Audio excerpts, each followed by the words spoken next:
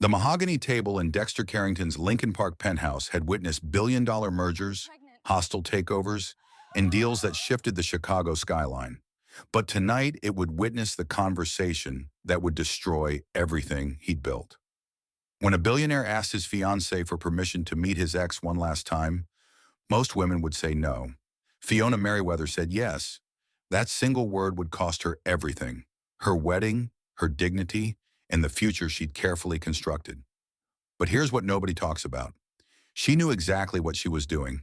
Some call it trust, others call it strategy. The real question is, when three lives collide in a perfect storm of desire, calculation, and unfinished business, who's really to blame when everyone involved made a choice? She called. Dexter set his phone face down beside his untouched dinner, those two words hanging in the air like smoke from a just-fired gun. The October wind rattled the floor-to-ceiling windows of his penthouse, 30 floors above Chicago's glittering sprawl. Fiona paused, her fork suspended midway to her mouth. The 3-carat engagement ring on her finger caught the candlelight, throwing diamonds of light across the wall. She lowered the fork with the same precision she brought to everything. Calculated, controlled, perfect. Your ex. Not a question. Fiona Merriweather didn't ask questions she already knew the answers to. Raven's leaving the country, moving to Paris permanently. His jaw tightened around each word. She wants to meet, one last time, for closure. The woman across from him could have been carved from marble. Stanford undergrad, Harvard MBA, youngest VP at Goldman Sachs before she walked away to run her family's $100 million foundation. She'd approached their relationship like she approached everything else, as a complex equation to be solved. You're telling me because I won't go behind your back. We're getting married in 3 months. If I'm going to see her, you need to know. You need to agree. A smile played at the corner of Fiona's lips. Not warm, but interested. The way a chess player smiles when their opponent makes an unexpected move. How refreshingly honest. Most men would have manufactured a business trip to Seoul, an urgent board meeting in London. She lifted her wineglass, studying him through the burgundy liquid. You'd have known. Yes, I would have. The silence stretched between them, filled with everything they weren't saying. Outside, Chicago's skyline blazed against the darkness, each light representing someone else's drama, someone else's impossible choice. You want my permission? Fiona set down her wineglass with a soft click against the mahogany. To meet the woman you once planned to marry, the woman who left you at the altar 5 years ago. She didn't leave me at the altar. 3 days before. The distinction matters that much? Dexter's fingers drummed once against the table, his only tell. In boardrooms across the globe, that single gesture had preceded deals worth billions. It matters. Fiona stood, moving to the window. The city stretched below them, a circuit board of possibility and pain. She'd grown up down there, in Bridgeport, before scholarships and sheer determination had lifted her to these heights. Now she lived among clouds in corner offices, engaged to a man whose family name graced hospital wings and museum galleries. Tell me about her departure. The real reason. Her father was dying. Cancer. She had to choose between staying for our wedding or being with him in his final weeks. And you couldn't postpone? 400 guests. The Drake Hotel. My mother had orchestrated every detail like a military campaign. His voice carried old bitterness. I was 27 and stupid enough to think love meant never having to choose. Fiona turned, backlit by the city. But she chose. She chose him.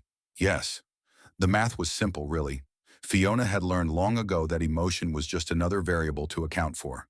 Risk versus reward. Cost versus benefit. She'd run the calculations the moment Dexter had spoken those two words. She called. Here's what's going to happen, Fiona said, returning to her seat. She moved her plate aside, creating space for her hands on the table, a negotiator's stance. You'll meet her, but not alone. Dexter's eyebrows rose. You want to come? I want to meet her, separately. First. The surprise on his face was genuine, a rare sight. Dexter Carrington had built an empire on reading people, on anticipating moves 3 steps ahead. But Fiona had just jumped off his mental chessboard entirely. Why? Because I'm not the kind of woman who sends her fiancé off to meet his ex based on blind faith. I'm the kind who gathers intelligence. She smiled, and this time it reached her eyes. You fell in love with my mind before anything else. Don't act surprised when I use it. He leaned back, studying her. Most women would say no, or say yes and resent it. You're strategizing. I'm doing what I always do, eliminating variables. If Raven wants closure, fine. But closure with whom? You or the idea of you? There's a difference. And that difference determines whether this meeting happens. You think she wants me back. I think a woman doesn't call after 5 years of silence without an agenda. Maybe it's closure, maybe it's curiosity, maybe it's something else entirely. Fiona's fingers traced the stem of her wineglass. I'll know within 5 minutes of meeting her. The challenge in it was deliberate. Fiona had learned that powerful men responded to two things: direct confrontation or strategic submission. She was offering neither. She was offering partnership. What if she refuses? Meeting you, I mean. Then she's not really interested in closure, is she? Anyone genuinely seeking peace would understand why the current fiancé might want assurance. Dexter's laugh was short, sharp. You've thought this through. I thought it through the moment I said yes to your proposal. Your past, your patterns, your probabilities. She met his gaze steadily. I don't do surprises, Dexter. I do preparation. He reached across the table, his hand stopping just short of hers. This is why we work, isn't it? Neither of us pretends love is blind. Love isn't blind. It's just selective in what it chooses to see. The comment section is always buzzing with opinions on trust in relationships. Here's a question. If your partner's ex suddenly reappeared wanting closure, would you rather know everything or know nothing? How much transparency is too much? So, Dexter said, you meet her first. Then what? Then I decide if your meeting happens. You decide? You asked for my permission. I'm giving you my process. Fiona's tone remained steady, professional. If she passes my assessment, you can have your closure. 1 meeting, public place, 2 hours maximum. And if she doesn't pass, then you tell her the Paris move sounds wonderful and wish her well via text. The terms hung between them like a contract awaiting signatures. Outside, an ambulance wailed through the streets below, its sound muffled by distance and privilege. You know what this sounds like? Dexter asked. A business negotiation? A test. But I'm not sure who you're testing, me, her, or yourself. Fiona stood again, smoothing her dress. Maybe all three. The best strategies always serve multiple purposes. She paused at the doorway to their bedroom. Call her, set up the meeting, her and me. Tomorrow noon, the Peninsula Hotel lobby. Public, neutral, civilized. You're sure about this? I'm sure about us. Everything else is just risk management. The Peninsula Hotel lobby gleamed with old money confidence. Marble floors that had supported generations of secrets. Leather chairs that had cradled countless negotiations. Fiona arrived 10 minutes early, choosing a corner table with clear sight lines to every entrance. Raven walked in at noon exactly. 5 years had refined her from beautiful to striking. Where Dexter favored sharp suits and calculated power, Raven moved like water, fluid, natural, impossible to contain. Her dark hair fell past her shoulders now, and she wore a simple navy dress that probably cost more than most people's monthly rent. Fiona. Not a question. Raven approached without hesitation, extending her hand. Thank you for agreeing to this. You're not what I expected. Let me guess. You expected someone trying too hard? Designer everything? False eyelashes? Desperate energy? Raven settled into her chair with easy grace. I was that person once. 22 and convinced that being chosen by Dexter Carrington meant I'd won life. And now? Now I'm 29 and know better. She signaled the waiter, ordered green tea. You're exactly what I expected, though. Fiona's expression didn't change. Meaning? Brilliant, composed, strategic, everything I wasn't. Raven's smile held no malice. He chose you because you're nothing like me. That's not an insult. It's an observation. Why are you really here? To apologize. The simplicity of it landed like a punch. Fiona had prepared for manipulation, for games, for hidden agendas. She hadn't prepared for honesty. I destroyed him, Raven continued. Not intentionally, but destruction doesn't require intent. When I left 3 days before our wedding, I didn't just break his heart. I broke his ability to trust, to believe that love could be unconditional. His trust seems intact to me. No, he trusts you because you're trustworthy in measurable ways, predictable, logical. Raven's tea arrived. She wrapped her fingers around the cup. He loves you because you'll never do what I did. You'll never choose anything over him. You chose your dying father. Most people would call that human. Most people aren't engaged to Dexter Carrington. Raven's voice carried old pain. He sees the world in contracts and commitments. I signed up for forever, then broke the deal. In his mind, everything else was just details. They sat in silence while the hotel lobby hummed around them. Business lunches, tourist check-ins, the ordinary drama of a Tuesday afternoon. You're moving to Paris, Fiona said. My father left me a small fortune and a lot of guilt. Paris feels far enough away to start over. Raven met her eyes directly. I need to see him once more, to say the things I should have said 5 years ago. Which are, that I'm sorry, that he deserved better, that choosing my father wasn't about not choosing him. She paused. And that I hope he's found what he was looking for. He has. I know, I can see it in how he talks about you. He called to ask my permission for this meeting. Did he tell you that? He wanted to make sure I was comfortable meeting his fiancée first. Fiona's composure cracked slightly. He called you? Yesterday, after your conversation. Raven's smile was sad. He's different now. More careful, more considered. You've been good for him. The assessment hung between them. Fiona had come prepared for battle and found instead a surrender. One meeting, she said finally. 2 hours. Public place. The river roast. Tomorrow, 7 o'clock. Raven stood, leaving money for her untouched tea. I promise you, I'm not here to win him back. I'm here to let him go. Properly this time. The river roast sat perched on the Chicago River, its windows reflecting the water's movement like memories, constantly shifting, never quite still. Dexter arrived first, choosing a table by the window. 7 o'clock came and went. 7:15, 7:20. She appeared at 7:23, apologizing for the traffic from O'Hare. You were always late, he said, standing. You were always early. They faced each other across 3 feet of space and 5 years of silence. The restaurant buzzed around them, couples on dates, business dinners, celebrations. But they might as well have been alone. You look good, she said. You look different. Paris will do that. I've been there for 6 months already preparing. She slid into her seat. The move is permanent this time. This time? I tried once before, 3 years ago. Made it 2 weeks before flying back. Her laugh was self-deprecating. Turns out you can't run from yourself, even in the city of light. The waiter appeared. They ordered automatically.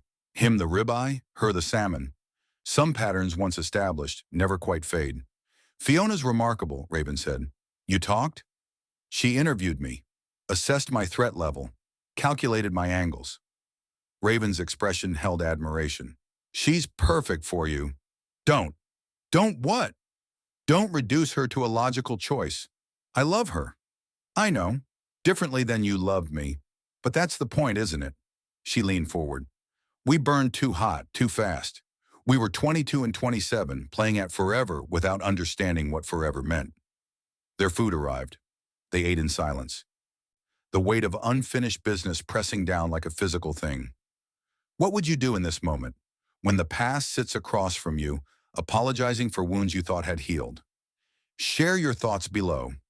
Can closure really come from one conversation? I need to say this. Raven set down her fork.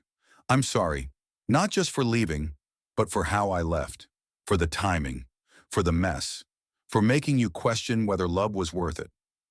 It was 5 years ago. Time doesn't erase damage, Dexter. It just teaches you to walk around it. Her voice dropped. I know what I cost you. The ability to believe someone when they say forever. The capacity to trust without contracts and conditions. I trust Fiona because she's earned it through performance metrics, because she's proven herself reliable. Raven's eyes were bright with unshed tears. I took away your ability to trust from faith alone. That's what I'm really apologizing for. The honesty of it hit him unexpectedly. He'd built walls so high he'd forgotten what they were protecting against. Walk with me, she said suddenly. Just once around the block. Then I'll go, and you'll never hear from me again. They left the restaurant, stepping into Chicago's October evening. The city wrapped around them, car horns, distant music, the sound of the river moving toward the lake. They walked without touching, without speaking, just existing in the same space one last time. I loved you, she said as they reached the corner. Completely, badly, selfishly, but truly. I know. Do you forgive me? The question hung in the air like a held breath. Down the street, the Peninsula Hotel loomed. 19 floors of luxury and mistakes waiting to be made. Yes, he said. She turned to face him fully then, and for a moment they were 22 and 27 again, standing on the edge of forever. Can I? She started, then stopped. One hug, to say goodbye properly. He should have said no. Should have remembered Fiona waiting at home. Trust measured out in careful doses. Should have remembered that some doors, once opened, can't be closed again. But forgiveness, real forgiveness, demands a kind of vulnerability that logic can't touch. The hug lasted 3 seconds, maybe 4. Long enough for her perfume, jasmine and regret, to remind him of everything they'd been. Not long enough to satisfy 5 years of unfinished business. Goodbye, Dexter. She walked away then, toward the Peninsula Hotel where she was staying one last night before Paris. He stood on the corner, watching her go, his phone heavy in his pocket with Fiona's unanswered texts. The walk home took 17 minutes. He counted every one, each step a small betrayal of the straight line he should have traveled. Because Raven had turned back at the hotel entrance, her question visible even from a distance, and he'd followed. The hotel elevator climbed to the 19th floor. They stood on opposite sides, neither speaking. We should talk, Raven said when they reached her room. Just talk, about what was really left unsaid. 5 minutes, Dexter said, checking his watch. Fiona's waiting. But 5 minutes became 10. 10 became an hour. She cried. He apologized. They both admitted truths they'd never said aloud. I need to know you forgive me, she said, not just words. I do. Then hold me, just once, so I know it's real. It was the worst decision of his life. That embrace, meant to be closure, became something neither intended. One moment of weakness. One terrible choice that betrayed everything he'd promised Fiona. The details didn't matter. Only the betrayal did. An hour later, Dexter stood by the window, his reflection a stranger staring back. Chicago spread below, indifferent to the line he'd just crossed. This was a mistake, he said. The worst kind, Raven agreed, sitting in the chair across the room, fully dressed but somehow looking smaller. I leave for Paris tomorrow. We never speak of this again. Never happened. Never. He left without looking back. The elevator ride down felt endless. Each floor a descent into his new reality. He was now someone who betrayed the person he loved most. His phone showed 3 texts from Fiona. How did it go? Take your time, I'm reading. Love you. He typed back with unsteady fingers. Just finished, on my way home. Love you too. The first lie was always the hardest. After that, they multiplied like cancer cells. Fiona was curled on the couch with a book when he walked in, wearing his Columbia University sweatshirt and reading glasses. She looked up, studying his face with those analytical eyes that caught every detail. How was it? Fine, civil. We talked through everything. The words tasted bitter. You look shaken. It's strange seeing someone after 5 years, realizing how much has changed. He sat beside her, careful to maintain normal distance. She apologized, said goodbye. Left for Paris tomorrow. That's all? We walked around the block once, talked about her move. Each word dug deeper. She seems ready to move on. Fiona closed her book, removed her glasses. Come here. She pulled him close and he fought not to stiffen. Her trust was unbearable. I'm proud of you, she said, for handling it maturely, for coming straight home. He wanted to confess right then, to tell her everything before the lie calcified into something permanent. But Fiona had already moved on, talking about wedding preparations, about moving the date to March because the cathedral had an unexpected opening. March, he repeated numbly. Unless you'd prefer to wait? No, March is perfect. Raven's flight to Paris left the next morning. She'd texted once. I'm boarding. Deleting your number now. Be happy. He deleted the text. Deleted her number. Deleted everything except the memory that haunted him every quiet moment. November passed in a blur of wedding planning. Fiona threw herself into preparations with strategic precision. Vendors, flowers, seating charts. She'd hired Chicago's premier wedding planner, turned their dining room into a command center of fabric samples and menu cards. December brought the engagement party at the Drake Hotel. 400 guests toasting their future, while Dexter smiled and felt like a stranger in his own life. January was tuxedo fittings and bachelor parties, and pretending excitement about a future built on deception.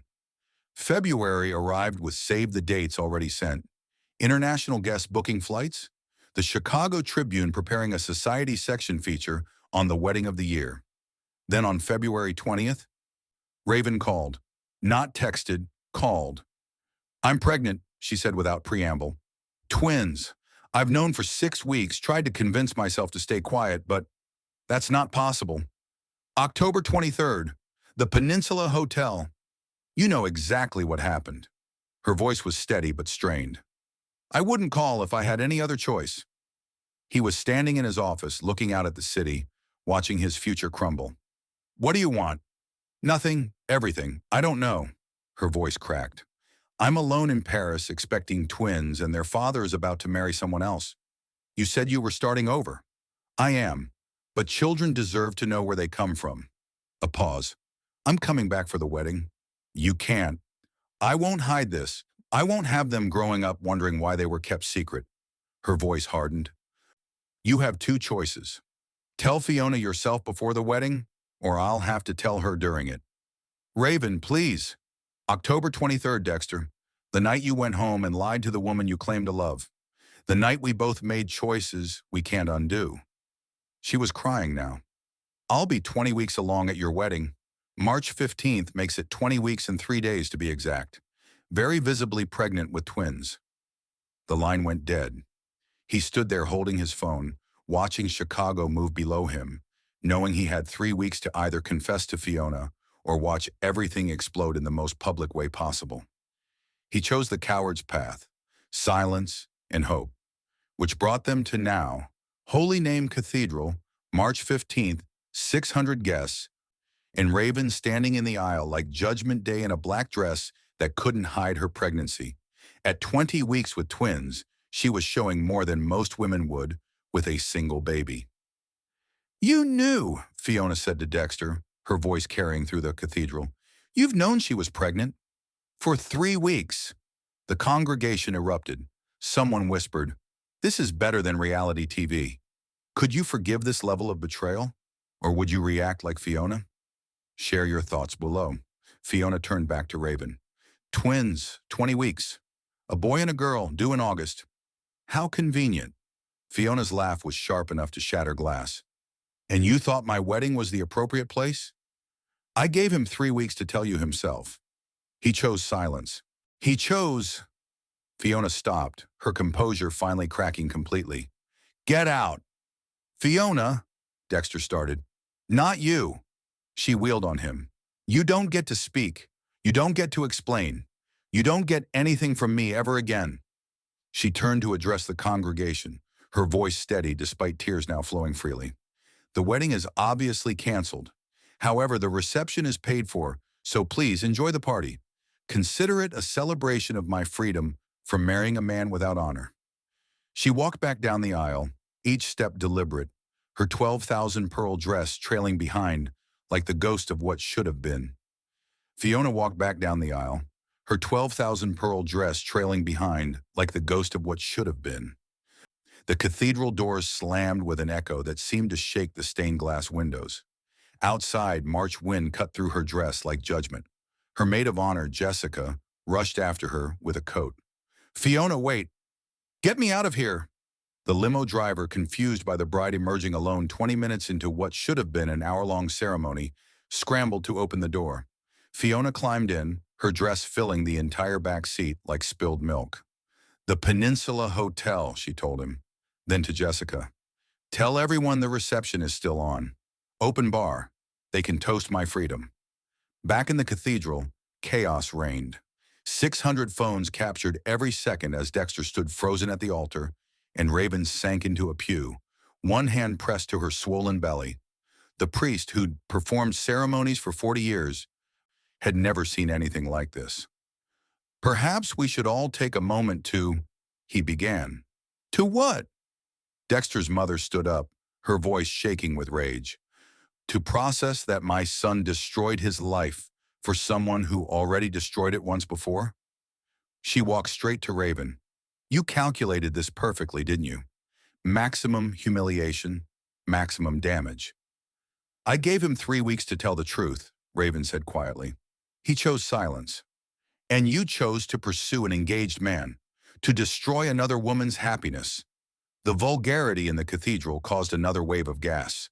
Someone's phone captured Dexter finally moving, walking past his mother, past Raven, past everyone, and out the side door. At the Peninsula Hotel, Fiona stood in the presidential suite she'd booked for her wedding night. The champagne sat unopened. The rose petals on the bed mocked her. She called her attorney before she even took off her veil. "Miranda, I need you to destroy him." "Fiona, you're in shock. Let's talk tomorrow." "Tonight. I want papers drawn up tonight. Breach of contract for the wedding expenses, emotional distress, public humiliation. I want him to pay for every flower, every pearl on this dress, every moment of mortification." She hung up and called her assistant. "Book me a flight to Portland. Tonight. And find me a real estate agent there. I'm never coming back to Chicago." Her phone exploded with notifications. The video was already viral. "Chicago's wedding of the year destroyed by pregnant ex." She turned it off and threw it across the room. Meanwhile, Dexter sat in his car in the cathedral parking lot, watching his life implode in real time through social media. His phone rang constantly. His mother, his partners at the firm, reporters who'd somehow already gotten his number. Raven appeared at his window. She changed out of the black dress into something less dramatic, but her pregnancy still commanded attention. "We need to talk," she said. "There's nothing to say." "There's everything to say. I'm carrying your children. We need to figure out what we need is to never see each other again." He started the car. "You got what you wanted. Fiona knows. The wedding is destroyed. You won." "Won? You think this was about winning?" Tears streamed down her face. "I'm 20 weeks pregnant with twins, alone, and the father wants nothing to do with us. How exactly did I win?" He drove away without answering. 3 weeks had passed since the wedding catastrophe. The conference room at Steinberg, Morrison Associates was arctic despite the October warmth outside. Dexter sat with his legal team on one side, Fiona with hers on the other. Raven, now confirmed 2 months pregnant with twins, sat separately with her own attorney. "The settlement for breach of promise to marry," Fiona's lead attorney began, "will be $2.3 million. This includes full reimbursement for the $400,000 wedding, $150,000 in therapy and medical expenses for severe emotional distress, and $1.75 million in compensatory damages for public humiliation and the deliberate deception leading up to the wedding." Dexter's lawyer started to object, then stopped. Illinois was one of the few states that still recognized breach of promise to marry claims, and the public nature of the humiliation, combined with the pregnancy announcement at the altar, made this an ironclad case. Additionally, the attorney continued, "Mr. Carrington will cover Ms. Merriweather's relocation expenses up to $50,000, as she cannot remain in Chicago given the public nature of this scandal. He will also maintain her health insurance for 18 months. "That's acceptable," Dexter said quietly. "The money would come from his personal portfolio and a loan against his investments. Insurance wouldn't cover intentional acts of emotional harm." Fiona spoke for the first time. I don't want your penthouse, your cars, or anything with your name on it. I'm not your wife, and I don't want to be tied to you through property. The money is for what you cost me, my dignity, my career prospects in this city, my trust in love, and 3 years of my life. She turned to Raven. You wanted him? You got him. Broke, disgraced, and yours. Congratulations on your victory. Fiona, I never meant... Don't. Fiona held up a hand.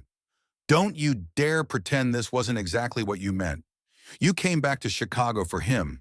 You stayed for him. You got pregnant by him. And you announced it at my wedding for maximum impact. Own your choices. She gathered her papers. Miranda, I want everything finalized by Friday. I leave for Portland on Saturday. Portland? Dexter spoke for the first time. I accepted a position with Preston and Associates, senior partner track. They're excited to have someone with my litigation record. She finally looked at him directly. Someone who keeps their promises. The mahogany conference table that had once hosted merger negotiations now bore settlement agreements and custody documents. Mitchell Steinberg, Dexter's attorney, spread the papers methodically while across from him, Raven's lawyer, a sharp-eyed woman named Patricia Morse, reviewed each clause. Ms. Merriweather's settlement for breach of promise and emotional distress has been finalized at $1.8 million, Mitchell announced. The wire transfer completed this morning. This includes compensation for the wedding costs, her therapy expenses, and punitive damages for the public humiliation. Dexter signed where indicated, his signature mechanical. The wedding that never happened had cost $400,000. The settlement would cost him nearly $2 million. But the real cost, Fiona's trust, her dignity, her 3 years of commitment, was incalculable. Beside him, Raven shifted uncomfortably. 6 months pregnant now, the twins making their presence known with constant movement. She'd returned from Paris immediately after discovering the pregnancy. Knowing she couldn't handle twins alone in a foreign country without health insurance or support. The custody arrangement for the twins, Patricia continued. Joint legal custody with Ms. Delacroix maintaining primary physical residence. Mr. Carrington will have alternating weekends, Wednesday dinners, and rotating holidays. What about financial support? Raven asked quietly. 2 separate trust funds, $5 million each, accessible at age 25. College funds separate, full medical coverage through Mr. Carrington's insurance. Monthly support of $15,000 until the children reach 18. That's generous, Patricia noted. It's appropriate, Dexter said flatly. These children didn't ask to be born into this situation. They shouldn't suffer for our mistakes. The door opened. Fiona entered, dressed in a severe black suit, her attorney flanking her. She looked thinner, sharper, like she'd been carved down to her essential elements by rage and betrayal. I wanted to be here when you signed, she said, her voice arctic, to watch you both take legal responsibility for what you did. Fiona, Raven started. Don't. Fiona held up a hand. I'm not here for apologies or explanations. I'm here for closure. She turned to Mitchell. The NDA, mutual non-disclosure, no social media posts, no interviews, no books. The story dies here. Good. Fiona pulled out a letter, placed it on the table. This is for both of you. Don't read it until I'm gone. I'm leaving Chicago tomorrow, and I never want to hear from either of you again. If you try to contact me, I'll consider it harassment and act accordingly. She looked at Raven's pregnant belly. Those babies are innocent in this. I want to be clear about that. My anger is with you two, not them. But I never want to know their names, see their pictures, or hear about their lives. They're part of a chapter I'm closing forever. We understand, Dexter said quietly. Fiona laughed bitterly. Do you? Do you understand that you took 3 years of my life? That I built my entire future around you? That I defended you to everyone who said you'd never get over her? She gestured at Raven. They were right, weren't they? Every friend who warned me, every family member who said I was your rebound that went on too long. God, even my therapist suggested we do premarital counseling about your unresolved feelings. But I was so confident, so modern, so understanding. Let him have dinner with her, I said. Get closure, I said. What a fool. You weren't a fool, Raven said softly. You were trusting. We betrayed that trust. Yes, you did. Fiona's composure cracked slightly. Do you know what the worst part is? It's not even that you had intimate encounter with her, Dex. It's that you came home to me after. You showered in our bathroom, got into our bed, and let me talk about wedding flowers the next morning while you were carrying this secret. That's what I can't forgive. The daily deception after the betrayal. She straightened, rebuilding her walls. The settlement money? I'm using it to start over completely. New city, new career, new life. I'm done with charity galas and society weddings, and men who think they can have everything. She headed for the door, then paused. Oh, and Dexter, your mother called me. She wanted me to know she's deeply disappointed in you and that I'll always be the daughter-in-law she wanted. Apparently, she's written you out of the will. The family empire you chose over Raven the first time? You might want to start looking for alternative financing. With that, she left. Dexter and Raven sat in stunned silence. Finally, Raven reached for the letter. Dexter and Raven, by the time you read this, I'll be on a plane to Portland. I've taken a job with a sustainable architecture firm, something completely different from the art world I built my life around in Chicago. A clean slate. I won't pretend this letter comes from a place of forgiveness. It doesn't. What you did was unforgivable. But I've spent 3 months in therapy learning that holding on to rage only poisons me, not you. So here's what I've decided. You two deserve each other. Not in the romantic sense. God knows that ship has sailed and crashed and burned.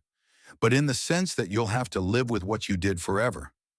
Every time you look at those twins, you'll remember how they came to be. Every milestone they reach will be tainted with the memory of the life you destroyed to create theirs. Dexter, I loved you. Not with the burning passion you had with her, but with something I thought was stronger: trust, partnership, planning.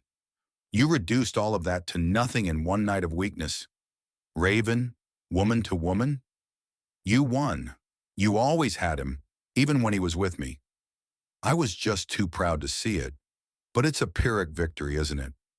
You can't build happiness on someone else's ruins. Those twins? They're innocent in this mess. Be better parents than you were partners. They deserve that much. Don't contact me. Don't look for me. If you ever actually cared about me, Dexter, you'll honor this one request. Let me disappear and rebuild without you. I'm going to be okay. Not today, not tomorrow, but eventually. I'm going to therapy twice a week. I'm going to make art. Yes, art. Something I gave up to fit into your corporate world. I'm going to find someone who chooses me first. Not as a consolation prize. This is goodbye. Not the closure dinner you two got to have. I don't get that luxury. This is the messy, painful goodbye that comes from betrayal. FM. 2 weeks later, Raven's apartment in Wicker Park was a far cry from Dexter's penthouse. Boxes still lined the walls. She'd moved in hastily after returning from Paris, her savings depleted from months abroad without working. We need to talk about us, she said, serving tea. Her hands rested on her 7-month belly. Raven. No, let me say this. I've been thinking since the settlement meeting about what Fiona said. She's right. We can't build happiness on someone else's ruins. So what are you saying? I'm saying we focus on being good co-parents. Nothing more. No trying to rekindle things, no. Maybe someday. We had 2 chances and we destroyed them both. These babies deserve better than parents who are together out of guilt or obligation. Dexter wanted to argue but couldn't. The guilt was eating them both alive. Every time he looked at Raven, he saw Fiona's face in the cathedral. Every time she looked at him, she remembered the pain she had caused. Agreed, he said quietly. We co-parent, professionally, responsibly, everything legally documented. I found a doula, Raven continued. My cousin is going to be my birth partner. I think it's better if we start with clear boundaries now. You don't want me at the birth? You can be in the waiting room. Come in after.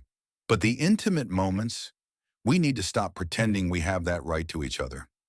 It hurt, but she was right. They'd forfeited those rights the night they betrayed Fiona's trust. 6 weeks later, Sebastian emerged first, screaming and strong at 11:47 p.m. Celeste followed at 12:03 a.m., smaller but fierce. Dexter entered the delivery room an hour later, to find Raven exhausted but radiant, a baby in each arm. "They're perfect," she whispered.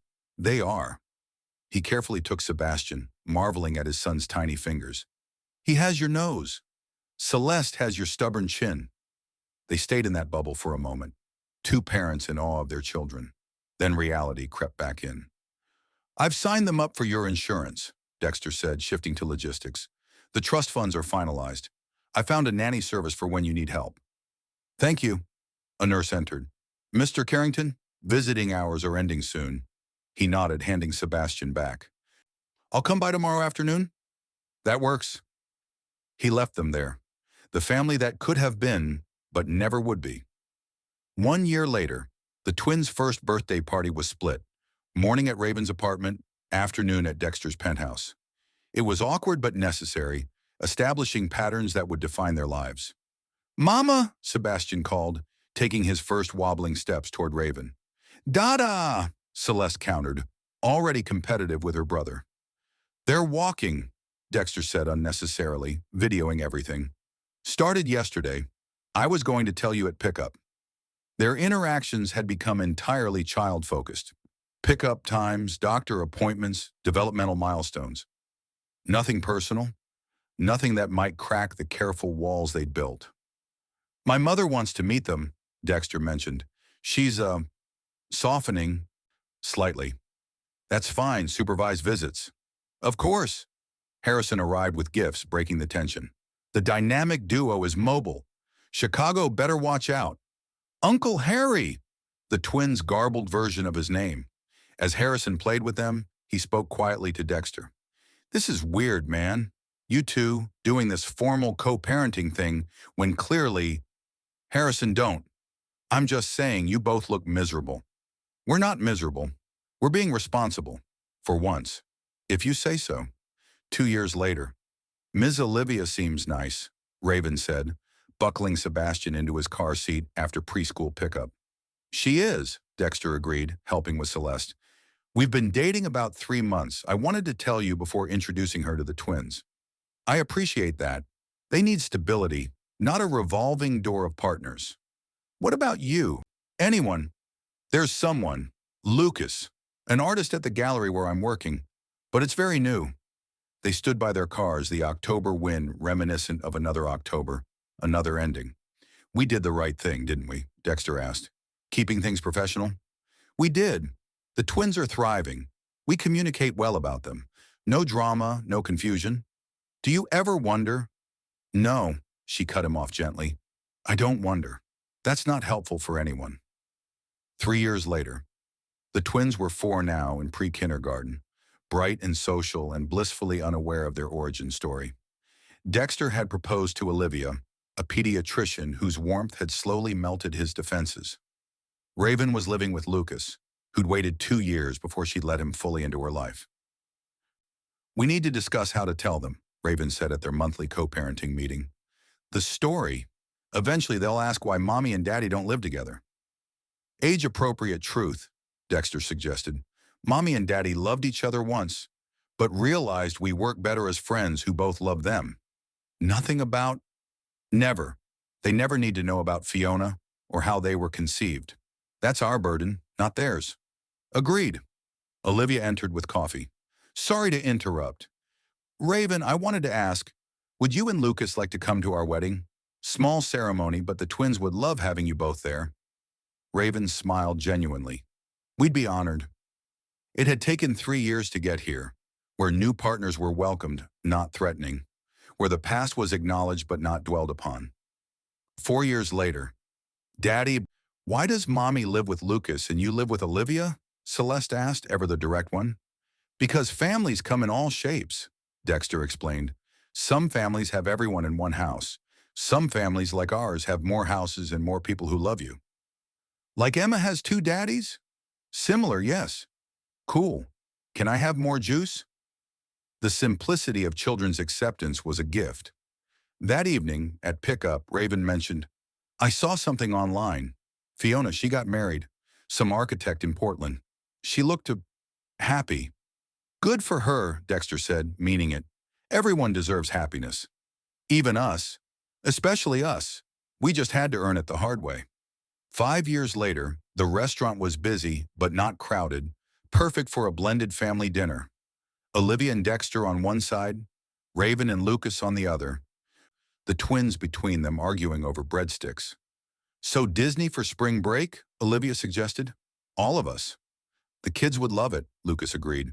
One big happy modern family vacation. Raven was showing now, 5 months pregnant with Lucas's child. Dexter and Olivia were in the adoption process, wanting a sibling for the twins who spent half their time with them. To modern families, Dexter toasted. To learning from mistakes, Raven added. To second chances done right, Olivia offered. To love in all its complicated forms, Lucas finished. As they clinked glasses, Dexter's phone buzzed. An email from an address he didn't recognize. He opened it. I heard through the Chicago grapevine about your engagement to Dr. Olivia. Also heard Raven is expecting with her partner. I wanted you to know I'm okay. Really okay. Married 2 years now to someone who puts me first. We're expecting our first child, a girl. I'm not writing for reconciliation or even forgiveness. I'm writing because I've learned that holding on to anger is like drinking poison and expecting the other person to die. You both seem to have found your paths. Good. Those twins, yes, I know about them, Chicago talks, deserve parents who've learned from their mistakes. This is my final goodbye. Not angry anymore, just done. We all got our endings, just not the ones we originally planned.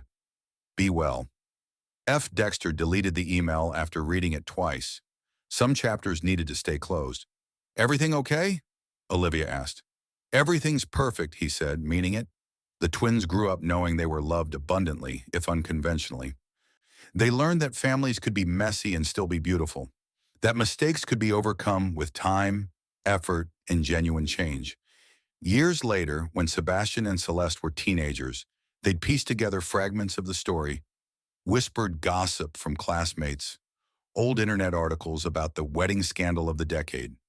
They'd confront their parents, demanding the truth, and they'd get it, age-appropriate, but honest, that their parents had hurt someone terribly, that they'd been young and selfish and wrong, but that from that wrong had come two rights, the twins themselves, and the hard-earned wisdom that shaped the strong, ethical people their parents had become. So we exist because you cheated, Celeste would ask, 17 and judgmental. You exist because two flawed people made a terrible choice that had beautiful consequences, Raven would answer. And then we spent your entire lives trying to be worthy of you both. That's messed up, Sebastian would say. Yes, Dexter would agree. It is. Learn from our mistakes. When you love someone, honor them. When you make promises, keep them. When you hurt someone, own it and do better. The twins would process this over time, eventually understanding that redemption isn't about erasing the past, but about building something better from its ashes. The affair that destroyed a wedding had taught them all that passion without honor leaves scars, that children deserve better than their parents' mistakes, that sometimes love means letting go, that redemption comes through actions, not words, that modern families can be born from broken traditional ones, that everyone deserves a second chance at happiness, just not necessarily with each other. In the end, three broken hearts had healed into something stronger, not together, but apart, each finding their own happiness while never forgetting the cost of their choices. It wasn't a fairy tale ending. It was better. It was real. It was redemption.